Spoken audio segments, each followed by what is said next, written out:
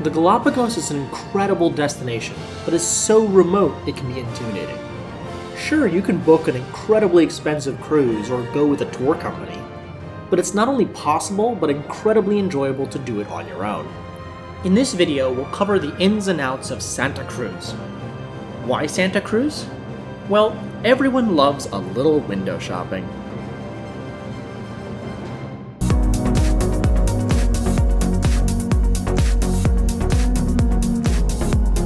Centrally located with the largest population, the island of Santa Cruz is likely to be part of any Galapagos itinerary. While a fantastic base of operations and home to some really great things to see, it does have some significant trade-offs. Let's start with geography. The primary town on Santa Cruz is Hora, located on the southern coast. But the airport is actually located on the island of Baltra, separated from Santa Cruz by Itabaca Channel. And most day excursions leave from the harbor in Itabaca as well. This means when going on a day trip, you'll need to factor in a 45-minute journey each way. The climates are also radically different.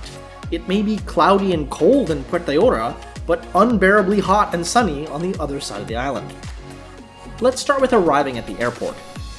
While many cruises embark on Baltra itself, if you're on your own, you'll first need to buy a bus ticket for $5.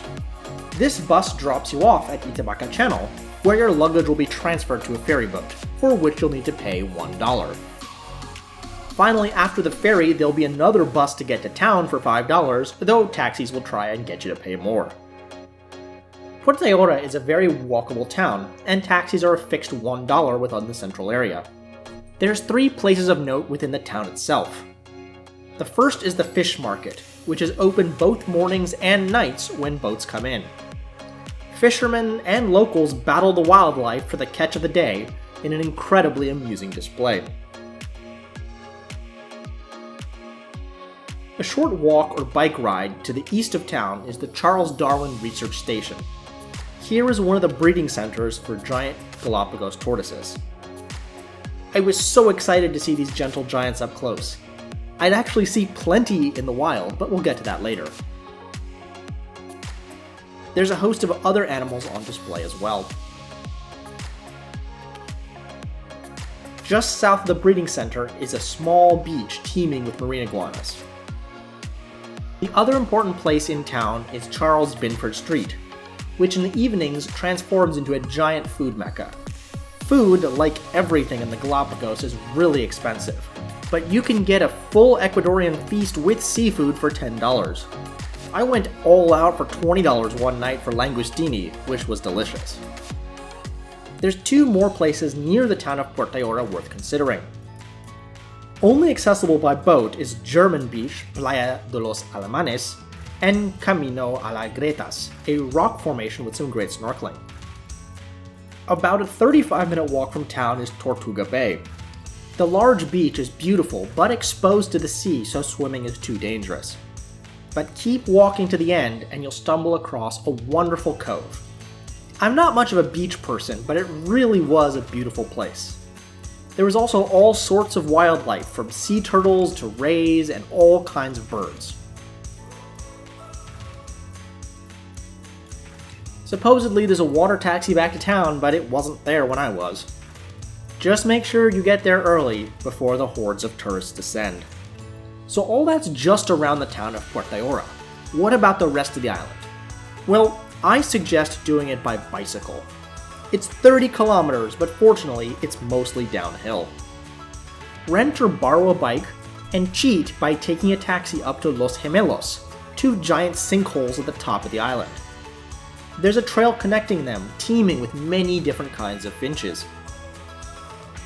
From there, ride your mountain bike down the hill to a small village and turn at this pink building. Passing farmers' fields, you'll arrive at El Chato, a giant tortoise reserve. I was told to go to the second one on the right and didn't regret it. Just keep your eyes open as you cycle down the mountain, as you never know who you'll see on the way. El Chato Dos is full of giant tortoises living their lives. As always, you should keep your distance, but they really don't mind getting their picture taken. There's also a large lava tube to explore. Unfortunately, to get home, you'll need to go back up to the main road. Remember how fun it was to go downhill? Yeah, not so much fun on the way back up. But once you get there, there's a dedicated bike trail all the way back down to Puerto Hora. Finally, there's a plethora of different excursions to take, almost too many to list. I did 2 days of scuba diving off Bartolomé, Cousins, North Seymour, and Mosquera. As I said in a prior video, diving the Galapagos is not easy. You'll need to do synchronized back rolls as your boat bobs off rocky shoals. The currents are very strong and can be unexpected if you don't pay attention during your dive briefing. But it really is just incredible. Normally a dive is great if you see a single shark, turtle, or a colorful fish, but the Galapagos has forever spoiled me.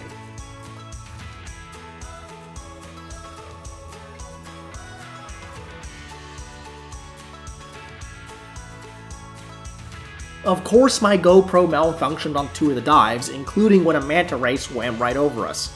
You'll just have to trust me on this one. Finally, I did a day trip back to North Seymour, which is teeming with bird life.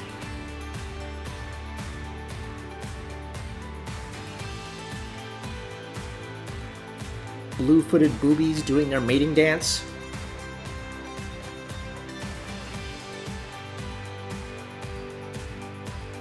And raising their chicks.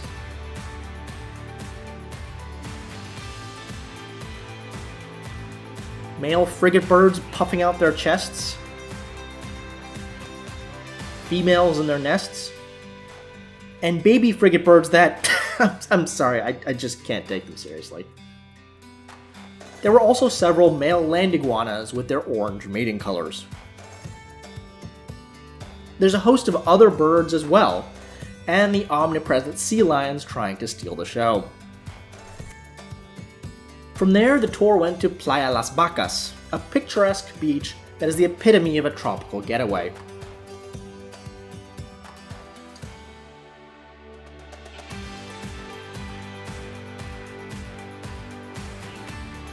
I even discovered a friend while snorkeling.